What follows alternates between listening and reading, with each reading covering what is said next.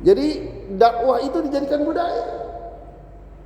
Maulid Nabi dijadikan budaya. Ketika Maulid Nabi diadakan dakwah. Isra Mi'raj dijadikan budaya, ketika peringatan Isra Mi'raj dijadikan budaya. Lalu kemudian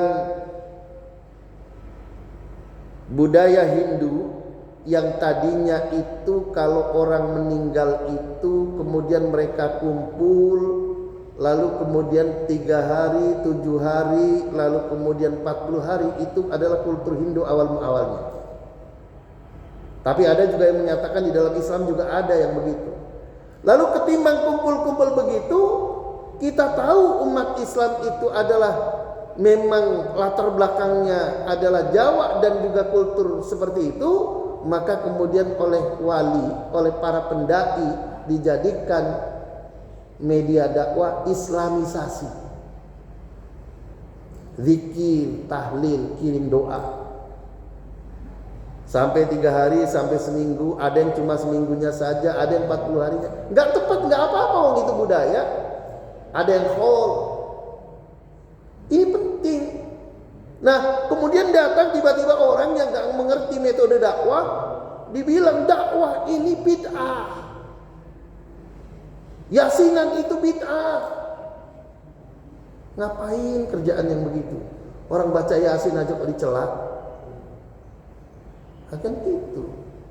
Nah, tuntunan agama bisa diamalkan. Wis kabukten di kalau zaman sakmono dulu ketika Islam itu masih minoritas dan non muslim itu mayoritas, para menungso nyembah berhala. Orang-orang itu zaman itu pada menyembah berhala.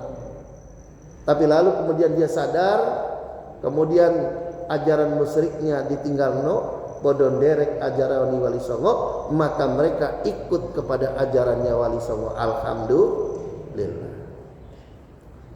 Ini sedikit tentang saudaranya Haji. Siapa ini beliau ini? Yang duduk Haji Darwin. Nih, Hamka dan dakwah kebudayaan. Jadi di dalam Republika kemarin ada tulisan Akmal Safril, Kepala Sekolah Pemikiran Islam. Beliau menulis di rubrik Islamia Koran Republika tentang Hamka dan dakwah kebudayaan. Hamka itu orang Minang, tapi beliau mengkritik budaya Minang. Orang Minang mengkritik budaya Minang. Jadi, tapi beliau mengkritiknya dengan budaya, sehingga tidak terasa. Coba kalau dikritiknya dengan dalil-dalil, pastilah sakit orang-orang Minang. Jadi, dalam tulisannya, Hamka sering menulis mengkritisi adat dengan karya fiksi adat Minangkabau menghadapi revolusi.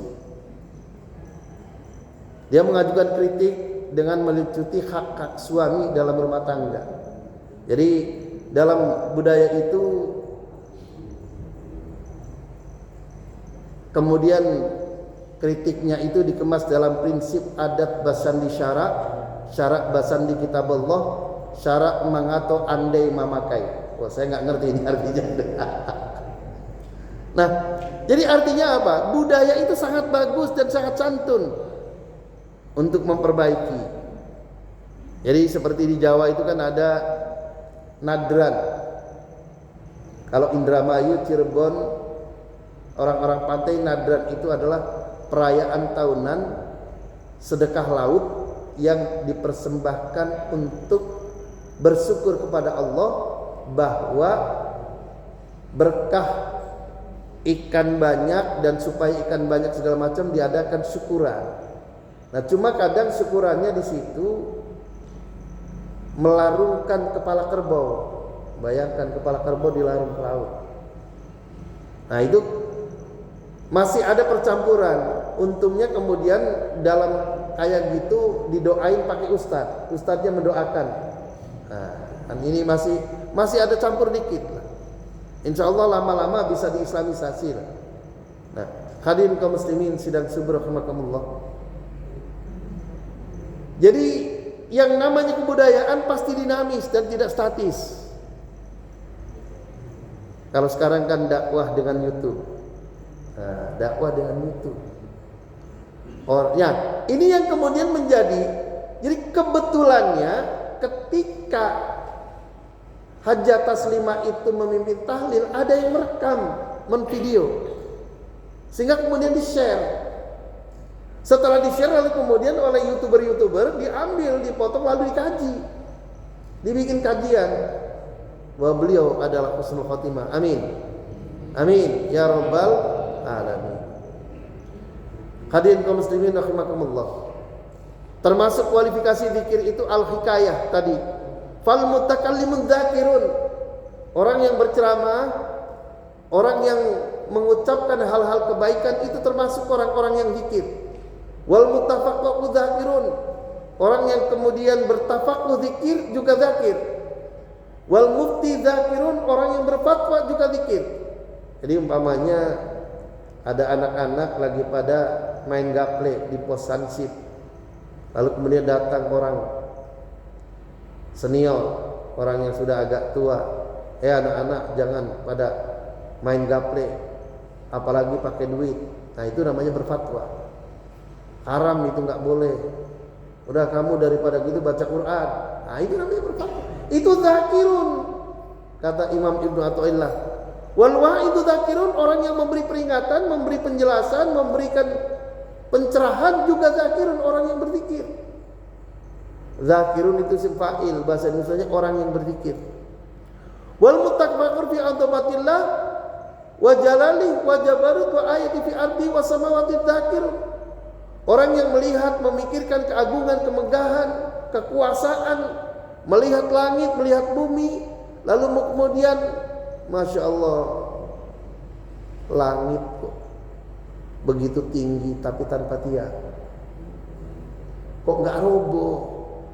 Itu orang yang berpikir. Coba cari kira-kira langit itu tiangnya di mana. Nah, kalau kita berpikir bahwa langit itu tiangnya di mana, Masya Allah, kekuasaan Allah itu maha agung, maha besar. Indahnya langit ketika ada apa itu? Pelangi. Ada merah, ada kuning, ada jingga. Itu menunjukkan bahwa orang yang mengagumi keagungan langit dan bumi lalu kemudian mengingat Allah, itu juga berzikir. Alhamdulillah. Hadirin kaum muslimin sidang subuh rahimakumullah.